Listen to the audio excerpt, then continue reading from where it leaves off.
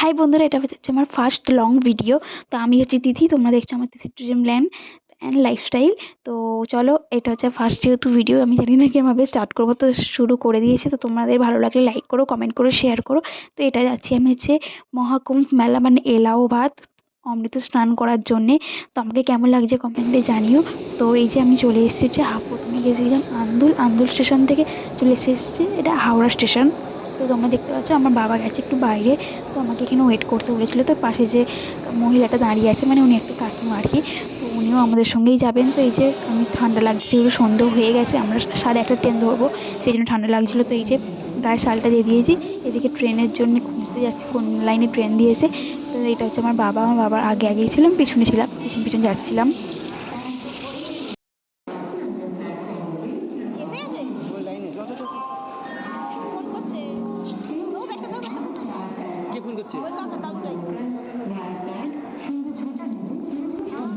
তো তোমরা দেখতেই পেলে ট্রেন চলে এসেছে। এই যে ট্রেন লাইনে মানে ট্রেনের মানে যারা যাবে লাইন পড়ে গেছে অলরেডি, অনেক দূর লাইন, তোমরা দেখতে পাচ্ছ প্রচুর লাইন পড়ে গেছে।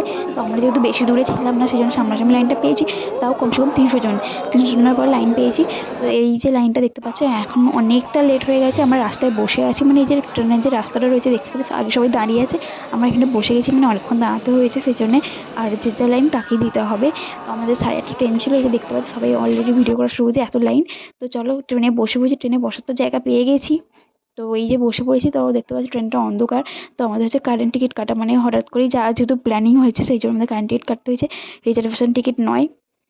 তো এটা হচ্ছে হাওড়া স্টেশন থেকে ধরেছি। তাও তোমাদের পুরো গল্পটাই শেয়ার করবো, আমার অভিজ্ঞতা সবটাই তোমাদেরকে জানাবো।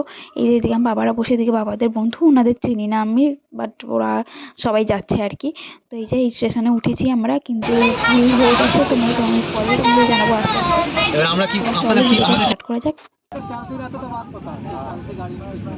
শুধু দাঁড় পড়ে গেছে।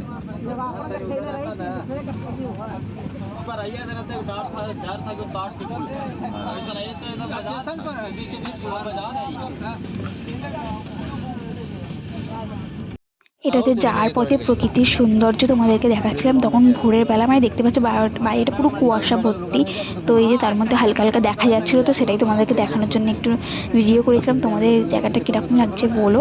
তো আমার তো ভীষণ সুন্দর লেগেছিলো প্রকৃতি, আর এখানে মানে শুধু চাষ হচ্ছে দেখতে পাচ্ছি। আমি এলে জায়গাটার নাম ঠিক জানি না, বাট এখানে শুধু চাষ হচ্ছিলো, তো সেটাই দেখতে পাচ্ছিলাম। তো এরপরে আরও মানে বিভিন্ন আরও বহু জায়গা ছিল, সবটা তোমাদের দেখাচ্ছি না, তো সবটা তোমরা গেলেই দেখতে পাবে।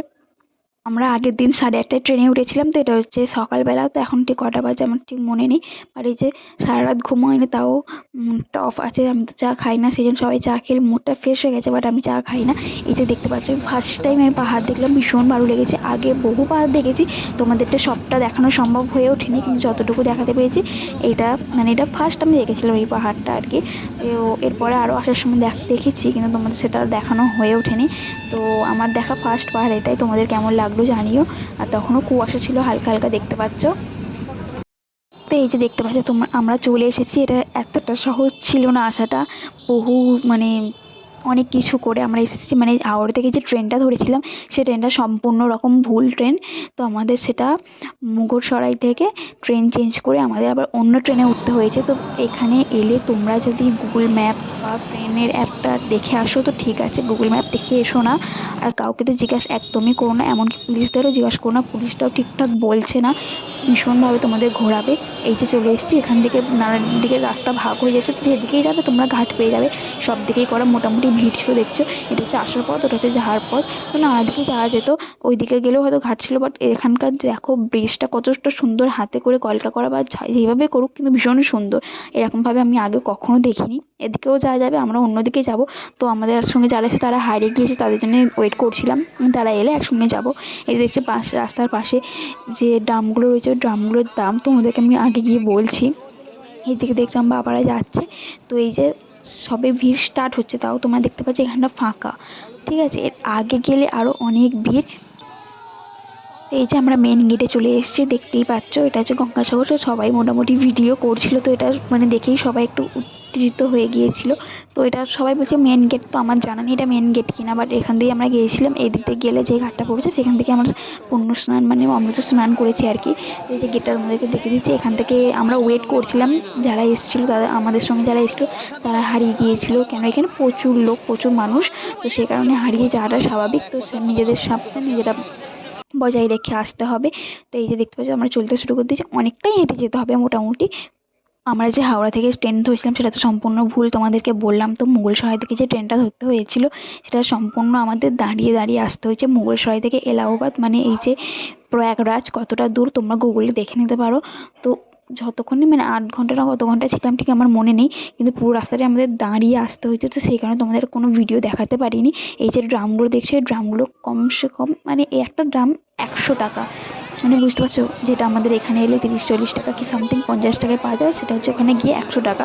তাও সেটা তোমাদের চেক করে নিতে হবে, পরে এলে চেক করে দেবে না। আর দেখো এখান থেকে মানে দূরে দেখো কতটা ভিড়, ওখানে হচ্ছে ঘাটের সামনে, তো কতটা পরিমাণে ভিড় দেখতে পাচ্ছ, মানুষের মাথা পুরো কিলবিল করছে। তো আমরা তাও ফাঁকা দিয়ে যাচ্ছিলাম, মানে ঘুরে ঘুরে ফাঁকা ফাঁকা দিয়ে যাচ্ছিলাম। এটা হচ্ছে ওপর দিক, মানে আস্তে আস্তে আমরা ওপরের দিকে যাচ্ছি আর কি, আর এটা নিচের দিকে গড়ার মতো।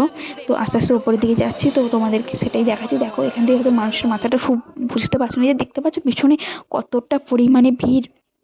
তাও আমরা যেদিন গেছিলাম অনেকটা ফাঁকা ছিল।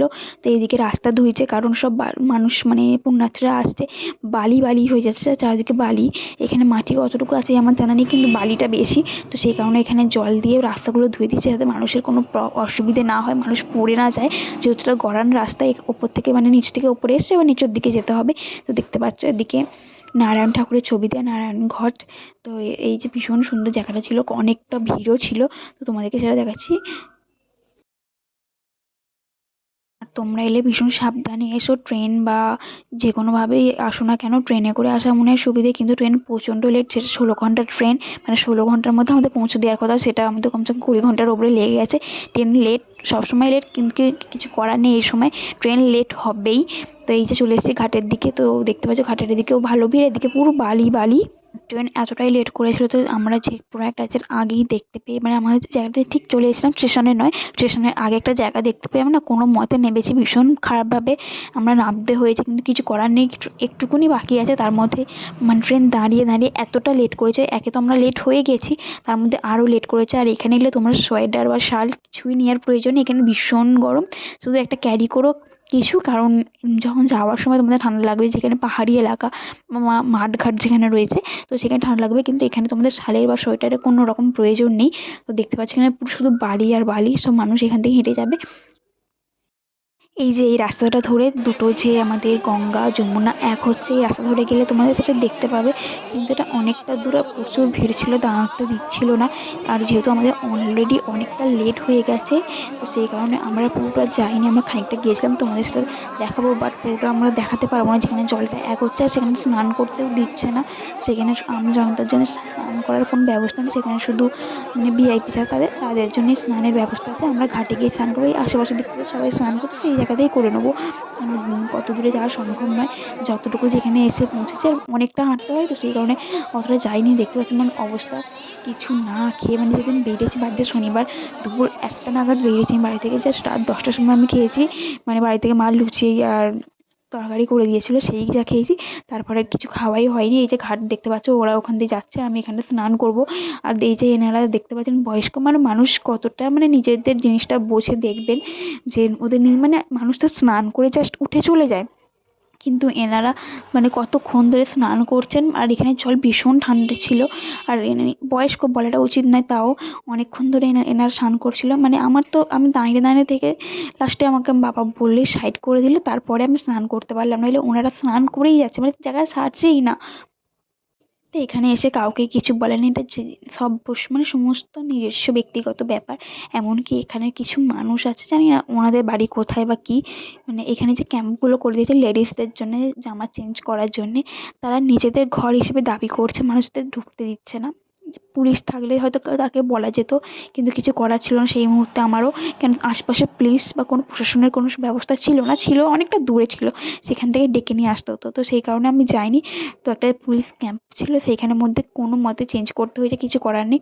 আর দেখতে পাচ্ছ বেশি জায়গা নেই, সামনেই একটুকুনি জায়গার মধ্যেই করতে হবে, কেন ঘেরা হয়েছে। এর আগে তোমরা হয়তো ঘটনাটা দেখেছো 30 জনের কীভাবে মৃত্যু হয়েছে, সেই কারণে। আর এই যে দেখতে পাচ্ছেন ইনি মানে স্নান করে শাড়ি ধুয়ে তারপরে উঠছেন, মানে কতটা লেট করছে মানুষটা, কিছু বলার নেই। আমি বেশি সময় নিইনি, জাস্ট তাড়াতাড়ির মধ্যে উনি চান করে বেরিয়ে গেলে আমি স্নান করে নিয়েছি। তো এই যে দেখতে পাচ্ছি জলটা কতটা পরিষ্কার, মানে পরিষ্কার যথেষ্ট ছিল, মানুষরা গিয়ে নোংরা করছে, কিন্তু জলটা ভীষণ ঠান্ডা ছিল, এখানে ফুলই বেশি ছিল। তো এই যে আমার মহাপুণ্য স্নান, মানে অমৃত স্নান করা হয়ে গেছে। কোনো শুভ লগ্ন ছিল কি জানি না, বাট আমাদের যেই মুহূর্তে সময় হয়েছে ভগবান টেনেছে সেই মুহূর্তে গেছি। তো সবার সেই ভাগ্যটাও হয় না। গঙ্গা বলে আমার স্নান করা হয়ে গেল, 3 বার ডুব মারতে বলেছিল বাবা, তো 3 বারই আমি ডুব মেরে স্নান করেছি। আর কোনো রকম ফেস ওয়াশ আমি কিছু করতে পারিনি, তো ভীষণ খারাপ মতো হাল হয়ে গিয়েছিল, সারাদিন কিছু না খেয়ে শুকিয়ে দেখে অনেকটাই শরীরটা খারাপ হয়ে গিয়েছিল। এনার মধ্যে দেখুন আবার এনাদের বিবেকটা কি, যে জুতোটাও তো ধুইতে নিয়ে এসে, মানে জুতোটাও কেউ ধুইবে, এখানে মানুষ কিছু বলার নেই এনাদেরকে। এই যে স্নান করার পর এই যে আমাদের টিকা লাগিয়েছে, যেনারা টিকা লাগাচ্ছেন ওনারা 10 টাকা করে নিচ্ছেন, জানি না কি যেন, জাস্ট ঠিক আছে, তাও ছাড়ো, ওদের এটা ব্যবসা, এই সময় এদের এটাই করতে হবে। যে টিকা লাগিয়ে স্নান করার পরে যে জাস্ট আমি আর কিচ্ছু লাগাইনি, জাস্ট চুলটা আঁড়িয়েছে, হেয়ার ব্যান্ড লাগিয়েছি। সে চলো আমার এখানে স্নান হয়েছে, আমার বাবার স্নান করে চলে এলেই বেরিয়ে যাবো এখান থেকে, বেশি সময় লাগাবো না। তো তোমাদেরকে আগে বললাম যে রাস্তা ধুয়ে দিচ্ছে, ওই যে দেখতে পাচ্ছ দূরে রাস্তা ধুয়ে দিচ্ছে, তো সেই কারণে মানুষ এদিকটা দিয়ে আসছে না, অন্য দিক দিয়ে আসছে, মানে পাশে যে বালি আছে ওখান দিয়ে আসছে সবাই, এখানে রাস্তাটা ধুয়েছে বলে। তো এই ধোয়াটা খুবই প্রয়োজনীয়, হলো অনেকটা বালি, তো ওই যে ওদিক দিয়ে চলে যাব। আর আমরা মেলায় তো যাচ্ছি না, তোমাদেরকে দেখাবো মেলাটা আমরা ফেলে চলে আসছি, কারণ মেলায় গেলে আরও মানে আরও লেট হয়ে যাব, আমাদের হাতে খুব বেশি সময় ছিল না। আমরা যে কারণে এসেছিলাম পুণ্য স্নান করার জন্যে, তো সে স্নান করা হয়ে গেছে, তো স্নান করে আমরা জল নিয়ে বেরিয়ে আসছি। তো আমাদের বাড়িতে গিয়ে সকলকে দেবো, ওটা হচ্ছে পাবলিক শৌচালয়। এই যে দেখছি পুলিশ ক্যাম্পগুলো, এই ক্যাম্পের মধ্যে আমাদের চেঞ্জ করতে হয়েছে, মানে কতটা প্রবলেম বুঝতে পারছো। এখানে ক্যাম্প করে দেওয়া আছে, তাও অনেক কিছু মানুষরা নিজেদের স্বার্থের জন্যে ব্যবহার করতে দিচ্ছেন না।